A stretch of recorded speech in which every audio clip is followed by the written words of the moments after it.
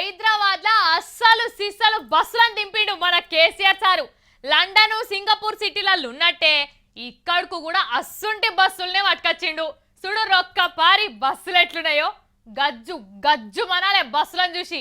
హైదరాబాద్ లో పాత డొక్కు బస్సులలో తిరిగి తిరిగి ఆష్టకొచ్చిన వాళ్ళకు చల్లటి ముచ్చటుల్లా ఐతారా సంధి చల్లటి బస్సుల్లా గింత కూడా ఎత్తేసుడనే ముచ్చటే లేకుండా పట్నం అంతా తిరగచ్చు. ఈ మాట చెప్తున్నది మేం కాదు, మన ముఖ్యమంత్రి కేసీఆర్ సారు. పట్నంను నెంబర్ 1 చేస్తానని చెప్పిండు కదా, గదే పనిలా ఈ కార్యం మొదలు పెట్టినట్టున్నాడు. అందుకే ఒక్కోటి ₹1,00,00,000 పెట్టి 80 ఏసీ బస్సులు కొనుకొచ్చిండ్రు మన ఆర్టీసీ వాళ్ళు. గా బస్సులకు జెండా ఊపి ప్రారంభం చేసిండు మన కేసీఆర్ సారు. కేంద్ర మంత్రి దత్తాత్రేయ సార్ కూడా ఈ ప్రోగ్రాంకి వచ్చి బస్సుకు రిబ్బన్ కట్ చేసిండు.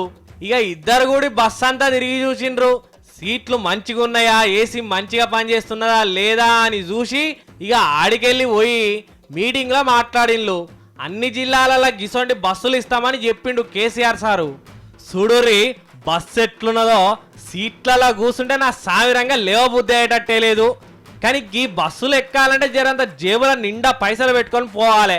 ఎందుకంటే ఇలా టికెట్ ₹15 కాడ సురువు అయితే ₹110 దాకుంటుందట. మరి ఇదంతా మంచిగానే ఉన్నది కానీ సారు అప్పట్లో కూడా చాలానే చల్లటి బస్సులు సురువు చేసిండ్రు. 4 దినాలు నడిచినాక అందులో ఎవ్వరు ఎక్కలేరు. అట్టిగా పైసలు ఖర్చు అవుతున్నాయని అవిట్టున్న ఏసీలు పీకేసి నడిపిస్తున్నారు. అయినా కానీ వాటి మంచి చెడ్డలు చూసేనికి చాలా పైసలే ఖర్చు అవుతున్నాయట. ఇంకో ముచ్చట, ఇప్పటికే జనాలందరూ చలితోటి గజ్జ గజ్జ అనుకుతుంటే నడి చలికాలంలో చల్లటి బస్సులు మొదలు పెట్టిండ్రు. మరి గివి కూడా ఎండాకాలం దాకా ఉంటాయో లేకుంటే ఎప్పటి షిప్ ఎనుగులు అన్నట్టే తయారైతుందో చూడుర్రి జరా. అట్లనేగా షార్జీల ముచ్చట కూడా ఓ పారి చూడుర్రి. గంతగానో రేట్లు పెడితే ఎట్లా అని అడుగుతున్నారు పబ్లిక్.